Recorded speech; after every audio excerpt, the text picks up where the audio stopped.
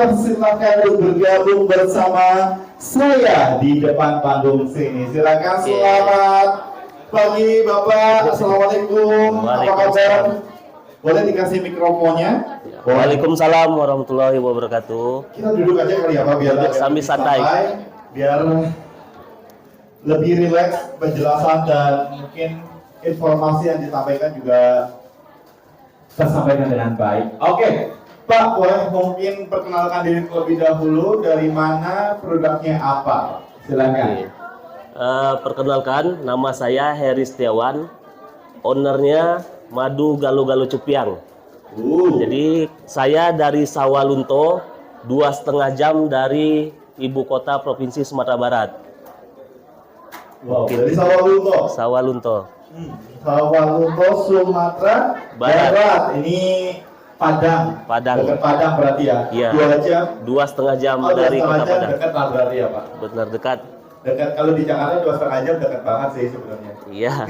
Kalau macetnya ada jadi 2,5 jam. Oke, Bapak, ini ada Madu Galo-Galo. Tadi sudah kita saksikan bersama sebenarnya tentang video bagaimana proses pencariannya, mungkin proses pengolahannya. Tapi aku pengen dengar secara langsung dari ownernya Madu Galo-Galo. Ini kenapa pada awalnya kepikiran bikin Madu Galo-Galo, Pak? Oke, sebenarnya itu galo-galo itu saya perkenalkan dulu. Galo-galo itu bahasa kami di Minangkabau. Nama lainnya itu lebih familiar, mungkin lebah lanceng atau stingless bee atau kelulut. Jadi galo-galo itu nama kami penamaan di Minang, di Minangkabau. Dahulunya lebah ini dibakar, bahkan dibuang oleh masyarakat. Kadang disemprot. Jadi lebah ini lebah tanpa sengat, sama sekali tidak ada sengatnya sama sekali. Jadi 2015 kami mulai mencari data berapa jumlah koloni yang ada. Ternyata sangat besar, banyak gitu. Maksudnya koloni itu sangat banyak. Semenjak itu baru kami mulai melakukan budidaya sampai 2020. Disupport oleh Pemda dan Bukit Asam, baru kami melakukan hilirisasi produk. Jadi awalnya itu kami ke hulunya dulu, ke madu lebahnya itu dulu.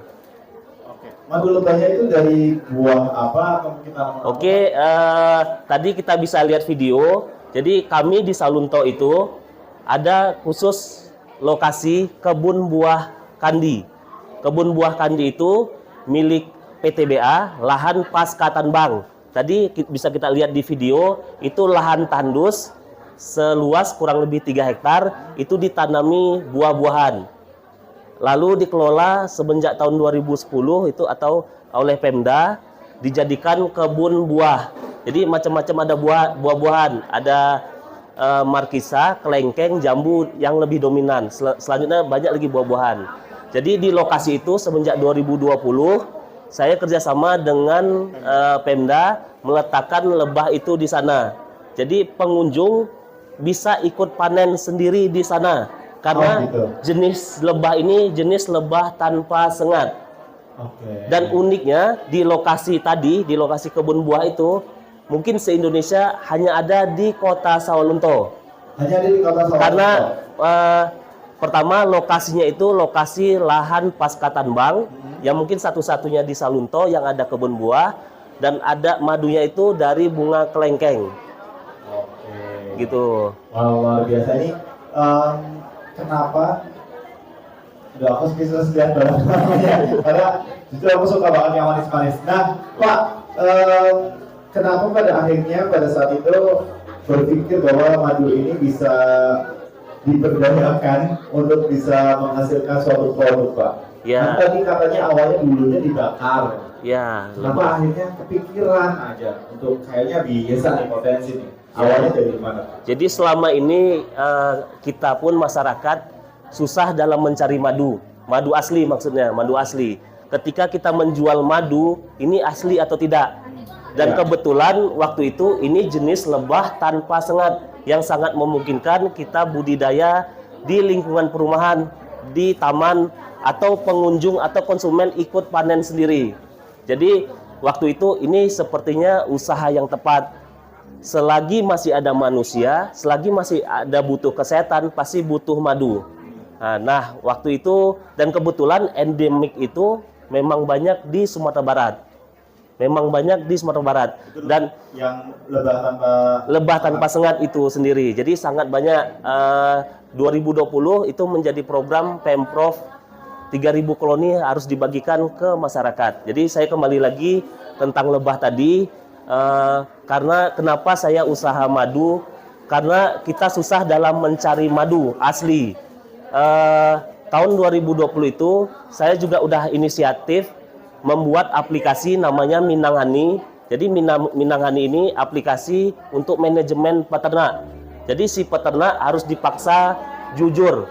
Maksudnya madu itu harus dipanen dari lebah, bukan dibuat di dapur atau bukan dibuat dibuat di dapur dan bunganya dari bunga apa. Maka tadi ada saya pertanyaan rosella. Ketika itu ada bunga rosella, itu akan menghasilkan produk yang unik, madu dari bunga rosella. Cuman kebetulan kami di Salunto itu sudah banyak berbagai macam farm, ada yang dari kebun bunga kelengkeng, ada yang dari kopi, ada juga dari pohon jati. Nah, jadi satu lagi mungkin saya tambahkan, kenapa madu ini? Jadi kita menghindari madu SOS. S yang pertama itu madu sirupan. Madu sirupan. Yang sekarang ini banyak beredar. Jadi madu sirupan itu sirup atau air gula yang diberi makan. Jadi lebah itu diberi makan oleh sirup. Oplosan. Madu 1 kilo dioplos jadi 2 kilo. Dicampur air ya, Pak? Dicampur apalah gitu kan, jadi oplosan. Yang ketiga, sintetik. Ini yang paling bahaya. Sama sekali tidak ada madu. Sama sekali tidak ada madu.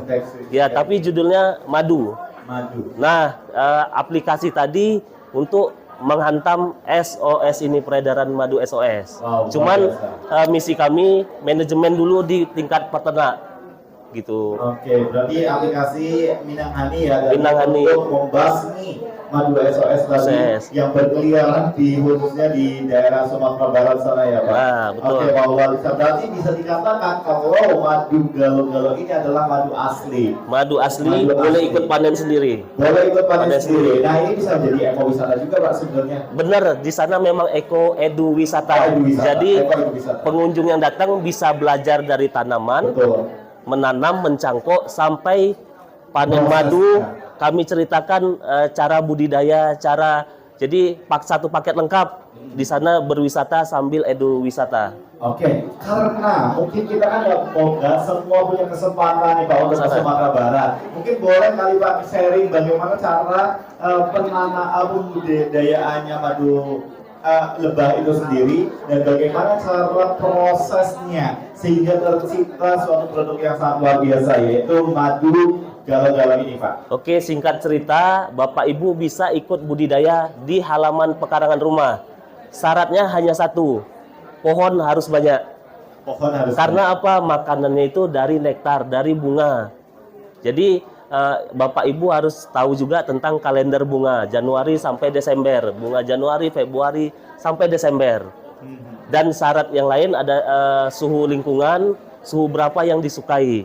Dan sudah banyak yang budidaya di lingkungan perumahan. Tadi ada video itu di rumah wali kota. Dan di rumah gubernur pun sudah ada 5 sarang di sana. Rumah istana gubernur. Kalau boleh tahu suhunya itu sekitar berapa, Pak? Yang memungkinkan untuk budidaya itu 24 sampai 30. Jakarta kayaknya nggak masuk ya. Ya, 24 sampai 30. Bisa. Ya, terlalu panas. Di mana? Oh iya, debu juga berpengaruh berarti ya, Pak. Oh, jadi untuk membudidayakannya cukup yang syaratnya punya lebahnya dulu. Punya lebahnya dulu. Jadi ini kan karena tergantung dengan vegetasi, yang paling banyak itu satu sarang 2,6 liter. Satu sarang 2,6 liter itu setara kurang lebih 3 kilo. Oh, 3 kilo. Oke. Kalau ini berapa liter, Pak? Itu 350 gram. 350 gram. Oke. Nah, tadi udah mengenai bagaimana proses kebudidayaannya, terus mendapatkan madunya seperti apa. Mungkin ada yang ingin bertanya terlebih dahulu dari para penonton. Silakan. Boleh Ibu, silakan. Izin bertanya Pak, kalau untuk di tahap awal, ketika kita namanya untuk ternak madunya itu, kita mengalami trialnya itu berapa lama Pak? Artinya yang paling kecil lah resikonya gitu, itu berapa lama? Tapi di tahap awal nih kami kan mencoba itu trialnya ada kendala-kendala misalkan tersengat atau apa, nah itu mengatasinya bagaimana supaya kita tidak putus asa untuk bisa berlanjutkan. Terima kasih. Oke. Tadi di video itu wanita, jadi kami membagi tugas Bu. Bagian membuat kotak, kerja kasar itu pria, yang bagian panen itu wanita. Jadi ini jenis lebah tanpa sengat. Jadi Ibu jangan berpikir dulu disengat lebah, ini jenis lebah tanpa sengat. Untuk budidaya di awal itu, untuk trial errornya, jadi memang Ibu data dulu pertama, radius 300 meter, itu ada pohon apa aja. Misalnya mangga ada berapa buah, pohon pinang ada berapa buah, pokok radius 300 meter. Setelah didata, kita membuat kalender bunga, Januari, Februari, ini. Jadi selesai itu nanti akan ketahuan bunga apa di musim apa, di bulan apa. Nah, kalau Ibu sudah tahu itu, petanya itu baru kita uji coba 1-2 sarang.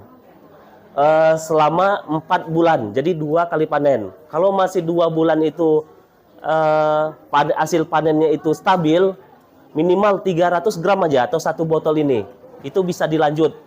Tapi tantangannya itu ke depan, Ibu harus memperbanyak bunga. Jadi ini tugas ibu-ibu, menanam bunga, pekarangan jadi cantik, indah, lebah pun jadi makanannya. Gitu Ibu. Tapi kalau di Sumatera Barat sana katanya udah mulai ke perumahan-perumahan. Jadi rumahnya udah punya banyak pohon dong Pak? Di rumah saya ada 60 sarang. 60 sarang? 60 sarang. Berapa banyak tanaman Pak?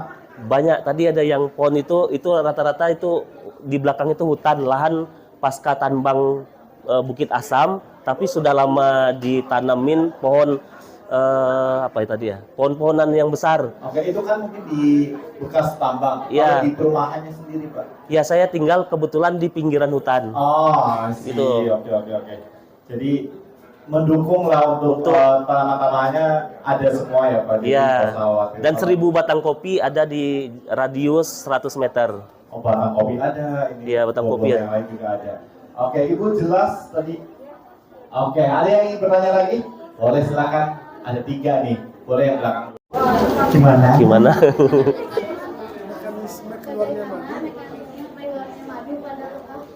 Keluarnya madu pada lebah itu gimana sih Pak? Iya, jadi madu itu Ibu cairan ada pada bunga.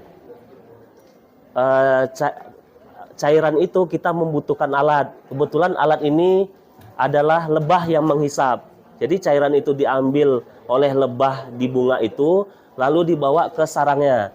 Jadi beda jenis lebah tanpa sengat ini dengan lebah lainnya. Lebah tanpa sengat ini kantong madunya itu terbuat dari propolis. Jadi ada produk Kayak obat ya Pak? Ya betul. Jadi ada 3 produk utama dari lebah galuh-galuh ini, stingless bee. Selain ada madu, kita dapat propolis dan bee pollen roti lebah. Ini kebetulan roti lebahnya hari pertama habis. Hari pertamanya habis, jadi produknya lagi kosong. Jadi madu diambil itu hanya cuman setitik. Sangat kerja keras dia si lebah itu mengumpulkan sebanyak ini. Cuman karena satu koloni itu 1 batalion, jadi satu ratu dengan banyak pekerja. Dengan jarak 2 bulan mereka bisa mengumpulkan sampai 1 kilo atau 3 botol ini. Itu prosesnya secara umum, Ibu. Gitu ya, sudah jelas? Oke, mungkin ada yang tambahkan lagi Pak? Ya, itu dulu ya Bu ya. Oke, siap. Ini yang pakai kerudung hitam kau. Assalamualaikum warahmatullahi wabarakatuh. Waalaikumsalam. Saya Diana. Udah ya manggilnya dari Sumatera Barat. Udah mau tanya, ini sama nggak sih sama lebah madu trigona? Ya, bersama. Ini jenis lebah trigona. Saya mau tanya, saya pernah ke salah satu desa di Bogor tepatnya. Mereka itu potensinya sudah ada hutan di sana, terus lahannya juga tersedia, dan ada juga yang membudidayakan lebah trigona ini. Akan tetapi masyarakat setempat itu gimana ya cara menggerakkan untuk masyarakat setempatnya biar mau nih berbenah madu, karena potensinya sangat besar dan mereka di sana udah diajarin tapi kurang tergerak, apalagi kalau lebah trigona nih asam ya. Asam manis. Cara menggerakkan masyarakat itu untuk membuat lebah madu seperti ini. Oke, saya jawab. Langsung Pak. Kebetulan kami di Salunto itu sekarang ada 7 kelompok. Di Sumatera Barat sendiri hampir sudah 6.000 koloni yang dibagikan ke masyarakat melalui Pemprov Sumbar. Jadi pertama Kak, ajakan dari pemerintah provinsi itu adalah menjaga hutan, merawat tanaman. Jadi jangan dulu dibawa tentang budidayanya. Jadi kita menjaga lingkungan dengan menanam banyak bunga. Semakin banyak bunga, semakin banyak madu yang bisa kita dapatkan. Setelah bunga ditanam, baru lebah didatangkan. Lebah didatangkan, targetnya misinya hanya satu awal-awal. Di masyarakat kita tidak beli madu lagi. Kita punya madu yang untuk kebutuhan protein, vitamin untuk kita dan keluarga kita sendiri. Bahkan di Pemprov ini akan mau dijadikan program untuk stunting, madu untuk stunting. Gitu. Jadi ajakannya itu dulu, Bapak Ibu tidak membeli madu dulu. Dan bukan madunya. Jadi ini akan simbiosis mutualisme. Ketika kita menanam jeruk, kita dapat madunya. Jadi penyerbukannya dibantu oleh lebah. Gitu, Kak. Oke, mungkin kakaknya tinggal di Bogor ya? Atau di mana? Oh, di Jakarta, tapi pernah ke sana. Oke, mungkin bisa ajak Pak Pak Eri untuk ke daerah sana buat memberikan motivasi ataupun mengajarkan lebih detail bagaimana cara pengolahannya dan sebagainya. Itu pasti akan jauh lebih ngena sih kalau misalkan udah ada testimoni secara langsungnya gitu. Oke, ini jatahnya ahli atau profesor sih Bu. Ahli, cuman saya ikut-ikut aja, maksudnya sambil belajar gitu ya Bu. Di Malaysia sudah ada yang melakukan penelitian yang jenis yang warna merah. Ini ada 2 jenis, ini Genio Trigona thoracica, yang ini Hetero Trigona itama. Yang paling tinggi kandungan propolis, antioksidan, trehalolusa yang warna merah.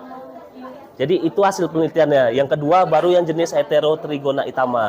Jadi di Indonesia ini ada 46 jenis lebah tanpa sengat. Termasuk mungkin yang di Bogor tadi itu jenis biroy. Mungkin bisa jadi itu jenis biroy yang didatangkan dari Sulawesi. Itu singkat cerita. Cuman lebih detailnya karena lebah ini makannya bunganya setiap berbeda-beda, harus diuji kandungannya yang berbeda-beda pula. Maksudnya bulan Januari itu bunga kelengkeng, harus diuji. Bulan Februari, Maret itu bunga pinang, itu harus diuji lagi. Jadi kita berpikir itu bukan secara global gitu Bu, lebih mendetail apa bunga yang dimakannya. Tapi secara khasiat madu trigona ini, madu galuh-galuh ini tinggi kandungan propolisnya. Karena kantong madunya itu terbuat dari propolis. Wow, luar biasa sekali. Dan Pak, sebelum kita ke penanya dari peserta, ini kan ada madu. Ada madu. Terus ada ini apa Pak? Produk-produk yang Bapak bawa dari olahan madu galuh-galuh ini Pak? Jadi kami 2015 sampai 2020 itu fokus pada hulunya. Semenjak itu Bu, propolis itu kami bisa menghasilkan dalam 2 bulan itu sampai 50 kilo. Propolisnya, sarangnya. Bipolennya itu cukup banyak, 10 kilo. Roti lebahnya itu cukup banyak. Jadi kami mulai mencari relasi. Ini mau dikemanakan. Tapi selama itu hanya menjualnya ke industri yang ada di Jakarta, yang ada di Depok. Sampai tahun kemarin itu 400-500 kilo kami ada ngirim bahan mentah. Selanjutnya kami ini udah mulai produksi sendiri, tapi dalam skala yang terbatas, masih dalam 100 piece per masing-masing. Yang tercetus itu adalah olahan produk dari madu, dari propolis, dan dari roti lebah. Jadi salah satunya ini kopi propolis. Mungkin Bapak Ibu selama ini kan menikmati propolis itu lewat tetesan, 1-2 tetesan. Bapak kalau mau ke Salunto 1 kilo saya mentahnya saya kasih. Tapi kalau yang ini yang sudah jadi ini dengan cara diseduh. Cuman kombinasi dengan kopi. Ya, kombinasi dengan kopi. Jadi caranya diseduh. Jadi sekarang sudah ada 10 produk kami, Bu. Kebetulan 3 produk kemarin yang hari pertama itu sudah habis. Lilin aromaterapi, masker yang propolis, dan Ini, Pak. ya jadi kosong. Ini yang bipolen, yang propolis sudah habis. Lilin aromaterapi itu habis. Bipolen juga habis. Oke, luar Gitu. biasa sekali. Banyak ya Pak, berarti produk-produk yang turunannya berarti ya Pak? Ya, produk turunannya kami sudah ada 10 macam produk turunan. Luar biasa. Bapak menarik sekali sebenarnya, tapi karena Ya. waktunya juga cukup terbatas, Oke. mohon maaf, mohon izin. Dan mungkin Bapak Ibu yang masih penasaran, langsung aja untuk boothnya Madu Galo-Galo ada di Sebelah kanan. sebelah kanan. Ini diarelan dengan tadi ada Rosella dari pokoknya kumpulan kuliner lebih dahulu. Terima kasih sebanyak-banyaknya Ya, sama-sama. kepada Pak Erik. Semoga ramai lancar, jaya, maju, pokoknya semuanya yang untuk produk yang sudah dibawa ke sini, produk-produk usaha yang dibuat di Sumatera Barat sana. Ya, Terima kasih sudah berbagi bersama kita. Boleh sedikit. Boleh silakan. Sebelum ditutup, jadi saya sangat berterima kasih kepada BUMN PTBA yang membawa sini. Jadi ini hanya bukan sekedar pameran, Ya. tapi kami selama 2 hari ini sudah ada yang tertarik dari Sarina Duty Free sama kemarin dari Koperasi Saja. Wah, luar biasa. Mudah-mudahan besok MOU di sini. Amin. Semoga ya Pak, semoga segera langsung untuk bisa mendapatkan MOU. Tepuk tangan Pak, sekali lagi untuk Pak Erik dari Madu Galo-Galo, dan kami ucapkan terima kasih khususnya ya untuk para pelaku UMKM. Terima kasih sudah meramaikan bazar UMKM. Juga kami untuk mengucapkan terima kasih kepada BUMN dari Wika dan juga Bukit Asam yang sudah mendukung jalannya rangkaian acara bazar UMKM di bulan Maret ini. Sekali lagi tepuk tangan untuk kita semua. Terima kasih.